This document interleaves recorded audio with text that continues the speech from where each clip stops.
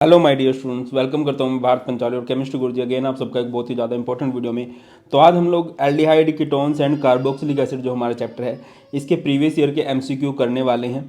और मैं आपको रिकमेंड करूँगा कि आपको इस चैप्टर की थ्योरी पहले से आनी चाहिए और आप एग्जाम्पलर के एमसीक्यूज भी कर लीजिए। एनसीईआरटी एग्जाम्पलर एक अच्छी बुक है, ठीक है ना। और डिटेल रिवीजन करनी है तो वन शॉट देखो, और अगर आपको पहले चैप्टर आता है फास्ट ट्रैक रिवीजन के लिए आप 15 मिनट्स या 30 मिनट्स वीडियो देख सकते हो।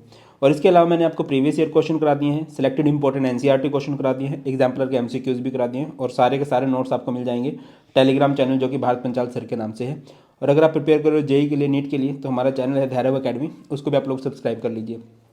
तो चलिए स्टार्ट करते हैं। सबसे पहला question, what is the IUPAC name of the ketone A which undergoes iodoform reaction to give CH3 CH double bond C CH3 COONA। ये सीबीएसई का सैम्पल क्वेश्चन पेपर 2024 में आया हुआ क्वेश्चन है। तो ये बनाना है यार, एक तो CH3 CH double bond C CH3 COONA और CHI3।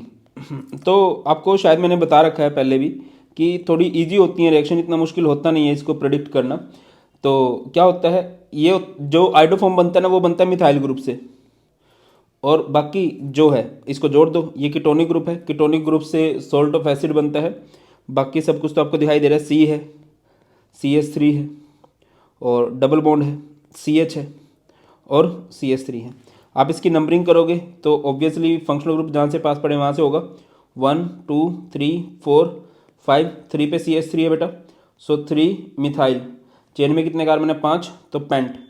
3 पर डबल बॉन्ड है 3 इन, एंड 2 पर कीटोनिक ग्रुप है 2 ऑन, तो इसका नाम हो जाएगा 3 methyl paint 3 in 2 on. Getting my point और नोट। देखो बेटा, जो आइडोफॉर्म है वो मिथाइल ग्रुप से बनता है, और जो सोल्ट ऑफ एसिड है बचे हुए पोर्शन से बनता है, ठीक है ना। तो इससे आप कीटोनिक ग्रुप बना दोगे, ये हमने कर दिया। इसके बाद है A plus B dilute NaOH है। अब इसको बताना है आपको, ए और बी बताना है क्या होगा। देखो यार, डाइल्यूट NaOH है तो अच्छा, मैंने एक रिएजेंट आप लोगों को टेलीग्राम ग्रुप में दे दिए, और रिएजेंट से आप लोगों को चीज़ें क्लियर होनी चाहिए। तो डाइल्यूट NaOH है तो ये एल्डोल कंडेंसेशन है, और एल्डोल कंडेंसेशन में क्या रहा होगा, अगर मैं इसको जोड़ूँ तो इधर आया होगा O, इधर आया होगा H2, तो एक्चुअल में कुछ ऐसे रहा होगा, क्रॉस एल्डोल बनी होगी, ये बना होगा CHO, और ये बना होगा CH3 C double bond O, और इधर है बेंजीन। वाओ, ये क्वेश्चन भी कब आया है, 2024 में आया है। तो इसे क्या बोलते हैं, it is known as benzaldehyde and it is known as acetophenone. देखो बेंजल्डिहाइड एंड एसिटोफिनोन किस किस ऑप्शन में है, ये रहा बेंजल्डिहाइड एंड एसिटोफिनोन। अगले पे आ जाओ, ये C6H5CHO है, दैट इज बेंजल्डिहाइड, ये एसीटोन है, और ये बेसिक मीडियम है, डबल बॉन्ड है। और तो क्या हुआ होगा, ऑब्वियसली यहाँ पर ऑक्सीजन गया होगा, यहाँ से हाइड्रोजन गए होंगे, तो this reaction is known as, देखो वैसे तो ये एल्डोल कंडेंसेशन है, बट क्योंकि अलग अलग ग्रुप हैं तो इसका नाम होगा क्रॉस एल्डोल, क्रॉस एल्डोल। और इनमें से एक के पास अल्फा हाइड्रोजन है, एक के पास अल्फा हाइड्रोजन नहीं है, तो क्रॉस एल्डोल होती है। आगे आ जाओ, ये है benzene CH3, benzene CH3 is toluene, इधर है CrO2Cl2 that is chromyl chloride, और क्रोमिल क्लोराइड किस रिएक्शन में आता है, इटार्ड रिएक्शन में आता है। अगला क्वेश्चन है, which of the following is an acetal. Acetal क्या होता है, देखो एक हेमी एसिटल होता है, एक एसिटल होता है, और एक कीटल होता है। जब कीटोन को आप लोग ट्रीट करते हो विद एल्कोहलिक ग्रुप तो कीटल बनता है। जब एसिटल्डिहाइड को ट्रीट करते हो विद वन एल्कोहलिक ग्रुप तो हेमी एसिटल बनता है, और जब आप दो एल्कोहलिक ग्रुप के साथ ट्रीट करते हो तो एसिटल बनता है। मैं कैसे कह रहा हूं, जैसे कि ये हमारे पास एसिटल्डिहाइड है, CH3 C double bond OH, आपने इसको दो अल्कोहल के साथ ट्रीट किया, दो अल्कोहल यानी कि इधर आप हमारे पास होगा ROH RO, okay very nice, इस तरह से, ठीक है बेटा। तो सीन क्या बना होगा भाई, सीन बना होगा ये कि यहाँ से वाटर का रिमूवल हुआ होगा, और ये CH3, ये CH, इधर OR, इधर OR। तो आप देखो किस में दे रखा है ऐसे, CH3, देखो ये हो गया, ये दिस वन, ठीक है। तो ये हमारे पास क्या है, एसिटल है। और अगर मैं आपसे पूछूं ये this one is hemiacetal, hemiacetal. ये क्या रहा होगा, जिसमें H ही नहीं है, मतलब ये कीटोनिक ग्रुप रहा होगा, ये हमारे पास कीटल है, और कीटल में भी स्पेसिफिकली साइक्लिक कीटल है, ठीक है, ये ग्लाइकोल से ट्रीट करने से बनता है। आगे मूव करते हैं, नेक्स्ट क्वेश्चन है, a compound A with molecular formula C5H10O forms of phenyl hydrogen and give negative Tollens test and iodoform है, ये कौन सा बदतमीज है, gives negative Tollens and iodoform test. Okay, देखिए अगर नेगेटिव टॉलेंस है तो क्लियर है ये एल्डिहाइड नहीं है, कीटोन है, और फिर आइडोफॉर्म भी नेगेटिव दे रहा है। कीटोन तो आइडोफॉर्म देते हैं, अब कौन से कीटोन है जो आइडोफॉर्म भी नहीं देते? अगर कोई मिथाइल कीटोन ना हो तो C5 से लो तो क्या बन जाएगा, CH3 C double bond O, ये तो आइडोफॉर्म देगा, CH3 CH2 C double bond O CH2 CH3, ठीक है बेटा।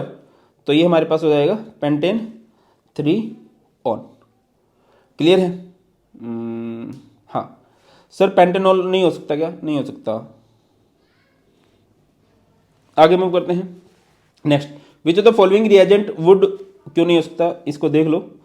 पेंटेनॉल का अगर आप फॉर्मूला करोगे क्या बनेगा, 5 कार्बन है, C5H13OH है, इसका फॉर्मूला ही C5H10O है, तो कार्बोनिल ग्रुप होगा, ठीक है ना। फॉर्म फिनाइल हाइड्रोजन, हाइड्रोजन वगैरह किसके साथ बनते हैं, कार्बोनिल ग्रुप के साथ ही बनते हैं, एल्डिहाइड कीटोन ही होना चाहिए।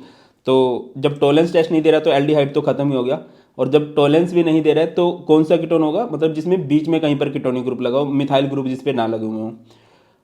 आगे मूव करते हैं, नेक्स्ट क्वेश्चन है, which of the following reagent would one choose to transform CH3COCl into acetone, CH3COCl into acetone. देखो यार, इससे आप एल्डिहाइड बना सकते हो, है ना, रोजरमन रिडक्शन होती है वो, बट आपको कीटोन बनाना है, तो कीटोन बनाने के लिए क्या रहेगा, CH3COCl, इसको 2 टाइम्स लोगे, इसको ट्रीट करोगे विद CH3 ट्वाइस CD, तो क्या हो जाएगा, metal loves non metal, CdCl2 बाहर निकलेगा और ये क्या बन जाएगा, CH3COCH3, तो डाई एल्काइल कैडमियम, ये वाला पोर्शन है। अगला क्वेश्चन है, the reagent that can be use to distinguish between acetophenone and benzophenone. Acetophenone क्या होता है, बेंजीन COCH3, और बेंजोफिनोन क्या होता है, benzene C double bond O benzene, ठीक है ना। तो इसे क्या बोलेंगे, ये क्या है, I2 एंड NaOH है।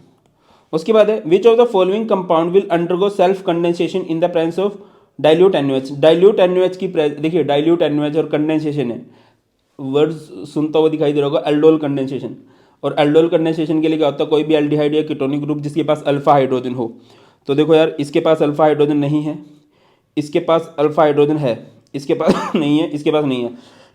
तो ये जो बचे हुए जिन पे मैंने डॉट लगाई है, अगर इनको कंसंट्रेटेड NaOH मिलेगा तो ये सब कैनी-ज़ेरो रिएक्शन शो करेंगे। आगे मूव करते हैं, नेक्स्ट है हमारे पास, the oxidation of toluene to benzaldehyde by chromyl chloride. Chromyl chloride आ गया तो कौन सी रिएक्शन आएगी ब्रो, इटार्ड रिएक्शन आएगी, है ना। Which of the following test reaction is given by aldehyde as well as ketone. Aldehyde और कीटोन कौन सा टेस्ट दे सकते हैं, फैलिंग सिर्फ एलिफेटिक एल्डिहाइड के लिए है, टोलेंस एलिफेटिक और एरोमेटिक एल्डिहाइड के लिए है, कैनी-ज़ेरो उन एल्डिहाइड के लिए है जिनके पास अल्फा हाइड्रोजन ना हो। तो 2,4-DNP टेस्ट जो होता है ये सभी कार्बोनिल ग्रुप के लिए होता है। 2,4 क्या होता है, 2,4 डाइनाइट्रो होता है, यानी इधर NO2 लगेगा, इधर NO2 लगेगा, और फिनाइल हाइड्रोजन होता है NH2, इस तरह से होता है। अगले क्वेश्चन पे आ जाओ, which of the following reaction is use to prepare salicylaldehyde. Salicylaldehyde बनाने के लिए कौन सी रिएक्शन होती है ब्रो, राइमेटाइमन, क्या दिक्कत है ना। आगे मूव करते हैं, असर्शन रीजन आ गया, ओके, थोड़ा ध्यान से समझते हैं यार असर्शन रीजन को। The final product in aldol condensation is always alpha beta unsaturated carbonyl compound. Reason है alpha beta unsaturated carbonyl compound are stabilise due to conjugation. चलो मैं आपको पहले बता देता हूँ, alpha beta unsaturated carbonyl compound, तो पहले हम एक बार ये कर ही लेते हैं ना, aldol condensation, CH3 C double bond OH, इधर है CH3 C double bond OH। देखो बेटा, पहले क्या होता है, पहले इधर H जाता है, मैं आपको क्लियर कर दूं, ठीक है। जब आप डाइल्यूट NaOH लेते हो ना, मैं जनरली ये रिएक्शन एक स्टेप में कराता हूँ, बट प्रॉपर स्टेप इस कैसे होते हैं, CH3 C इधर जाएगा OH, इधर H, ये CH2 और ये C डबल बॉन्ड OH, फिर यहाँ से OH और H बाहर निकलते हैं, इसको बोलते हैं कंडेंसेशन। तो हो जाता है CH3 CH double bond CH C double bond O H। तो जिस कार्बन पे फंक्शनल ग्रुप लगता है उसको अल्फा, उससे नेक्स्ट बीटा। ये अल्फा बीटा अनसैचुरेटेड कार्बोनिल हो गया, ये कार्बोनिल हो गया। ये अल्फा और बीटा के बीच में अनसैचुरेटेड मतलब डबल या ट्रिपल बॉन्ड जो होता है। तो पहली बात सही है, the final product in aldol condensation is always alpha beta unsaturated carbonyl compound. Yes it's true. Reason दिया गया है alpha beta unsaturated carbonyl compounds are stabilise due to conjugation. ये भी बात सही है, ये कंजुगेशन की वजह से स्टेबलाइज होते हैं, ठीक है ना। कंजुगेशन की स्थितियां शायद आपको पता होगी, पाई सिग्मा पाई अगर है तो कंजुगेशन है, रेजोनेंस स्टेबलाइज हो जाएगा। अब ये दोनों बातें सही है बट लिंक नहीं है। अब ये क्यों बनता है, ये बनता है अल्फा हाइड्रोजन की वजह से। ये बात पॉइंट नहीं दे रखा है, दोनों बातें सही है और लिंक नहीं हो तो वहां पर हम लोग क्या यूज करते हैं, बी। आगे मूव करते हैं। Both ortho hydroxy benzaldehyde and para hydroxy benzaldehyde have same molecular weight and show hydrogen bonding. Yes show करेंगे। जैसे ऑर्थो हाइड्रोक्सी बेंजल्डिहाइड है, बेंजल्डिहाइड क्या होता है, C double bond O H और ऑर्थो हाइड्रोक्सी ये H, ठीक है, ये बन जाएगा। Melting point of para hydroxy benzaldehyde is more, ये भी सही है। पैरा हाइड्रोक्सी बेंजल्डिहाइड जो है उसका मेल्टिंग पॉइंट ज़्यादा होगा। क्यों ज़्यादा होगा, क्योंकि यहाँ पर इंटरमोलिकुलर हाइड्रोजन बॉन्डिंग होती है। तो बट इनकी लिंकिंग नहीं है आपस में, तो इसका आंसर भी बी आएगा। अगला क्वेश्चन है, oxidation of ketone is easier than aldehyde. Ketones की ऑक्सीडेशन ईजियर नहीं होती है बेटा, एल्डिहाइड की ऑक्सीडेशन ईजियर होती है। मतलब कीटोन्स की ऑक्सीडेशन के लिए तो बड़ी विग्रस कंडीशंस ली जाती हैं, ठीक है। Carbon carbon bond of ketone is stronger than carbon hydrogen bond of aldehyde. Yes it's true, ketone का कार्बन कार्बन का बॉन्ड स्ट्रॉन्ग होता है। तो असर्शन गलत है, रीजन सही है। तो हम लोग क्या यूज करेंगे यहाँ पर, डी। क्लियर होती है बात। आगे मूव करते हैं। Next, which one of the following has lowest pKa value. Lowest pKa value का मतलब देखिए, pKa जो होता है वो इनवर्सली प्रोपोर्शनल होता है एसिडिक स्ट्रेंथ के। लोवेस्ट pKa वैल्यू मतलब हाईएस्ट एसिडिक स्ट्रेंथ। अब हाईएस्ट एसिडिक स्ट्रेंथ किसकी होगी, जिसमें NO2 ग्रुप लग जाए, इलेक्ट्रॉन विड्रॉइंग ग्रुप लग जाए। सर इलेक्ट्रॉन विड्रॉइंग ग्रुप तो Cl भी है, Cl और NO2 में से NO2 की इलेक्ट्रोनेगेटिविटी ज्यादा होती है। अगला क्वेश्चन है, strong oxidising agents oxidise toluene and its derivative to benzoic acid. It's true. जो हमारे पास टोलुइन होता है, जब हम उसको KMNO4 KOH के साथ हाइड्रोलिसिस कराते हैं इसकी, तो ये क्या हो जाता है, ये बेंजोइक एसिड में कन्वर्ट हो जाता है। It's true. It is possible to stop the oxidation of toluene at the aldehyde stage with suitable reagent. Yes, इसको रोका जा सकता है अगर रिएजेंट सुटेबल होंगे तो। दोनों बातें सही हैं, लिंकिंग नहीं है, तो हम यूज करेंगे B. Bromination of benzoic acid gives meta bromo benzoic acid. जब आप बेंजोइक एसिड की ब्रोमिनेशन करोगे तो आपको मेटा ब्रोमो बेंजोइक एसिड मिलता है। It's true. Carbonyl group increase the electron density at the Meta position. देखिए, कार्बोनिल नहीं कार्बोक्सिल ग्रुप है। जो कार्बोक्सिल ग्रुप है, देखिए जो भी फंक्शनल ग्रुप पाई बॉन्ड के साथ होते हैं वो सब डीएक्टिवेटिंग ग्रुप होते हैं, वो कहीं पे इलेक्ट्रॉन डेंसिटी नहीं बढ़ाते हैं, वो कम ही करते हैं।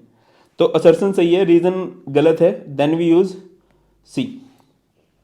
अच्छा, ये सही करने के लिए मैंने थोड़ा सा पहले से ही हाईलाइट कर रखा कुछ पॉइंट को। मैं नहीं चाहता, मैं रिक्स इज इक्वल टू 0 करना चाहता हूँ, क्योंकि तुम्हारे फाइनल पेपर में कोई भी गलती नहीं होनी चाहिए। अगला क्वेश्चन है, carboxylic acid are more acidic than phenol. It's true. Phenols are ortho and para directing. It's also true. Phenol पे जब भी अटैक होगा तो वो ऑर्थो एंड पैरा पोजिशन पे होगा। अब अगली बात आपके दिमाग में आएगी कि ये दोनों बातें सही है, लिंक नहीं है। कार्बोक्सिलिक एसिड ज़्यादा एसिडिक क्यों होते हैं, क्योंकि जब इनकी रेजोनेंस होती है ना तो ऑक्सीजन पे नेगेटिव चार्ज आता है, ठीक है ना, इलेक्ट्रोनेगेटिव एटम पे नेगेटिव चार्ज आता है। दैट्स वाई कार्बोक्सिलिक एसिड ज़्यादा एसिडिक होता है। ये इसका सही रीजन होता, बट वो नहीं दे रखा है। अब ये दोनों बातें सही हैं बट लिंक्ड नहीं है, तो हम यूज करेंगे B. Methanoic acid reduce Tollens reagent and Fehling solution.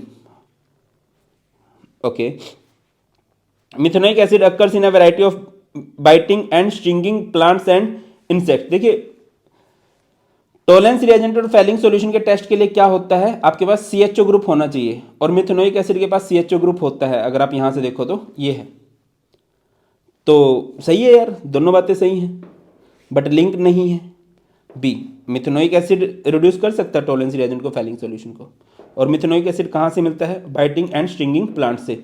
अब ए कब होता, अगर ये लिखा होता कि मिथेनोइक एसिड में एक CHO ग्रुप है, वो इसका सही रीज़न होता, तब हम ए लिखते। बट ये दोनों बातें सही हैं, लिंक्ड नहीं है तो बी यूज़ करें। Benzoic acid doesn't undergo Friedel craft reaction, it's true. Benzoic acid Friedel craft reaction नहीं शो करता है। The carboxyl group is activating, activating नहीं होता है, डीएक्टिवेटिंग होता है, मैंने आपको भी बताया था। तो असर्शन सही है, रीज़न गलत है, देन वी यूज़ सी। तो अब ये वो सेम ही क्वेश्चन रिपीट होने लगे हैं। अब तुम्हारी प्रैक्टिस के लिए एक बार इनका आंसर बताओ यार। अभी करवाए हैं ये, तो चलिए हो जाएगा, आप लोगों ने इनके आंसर बता देने हैं। Thank you so much for watching, और स्टिल कुछ भी डाउट्स हो आप लोग कमेंट सेक्शन में बता सकते हो। बहुत ख्याल रखिए, बहुत जल्द मिलते हैं। God bless you all, please take care. जय हिंद।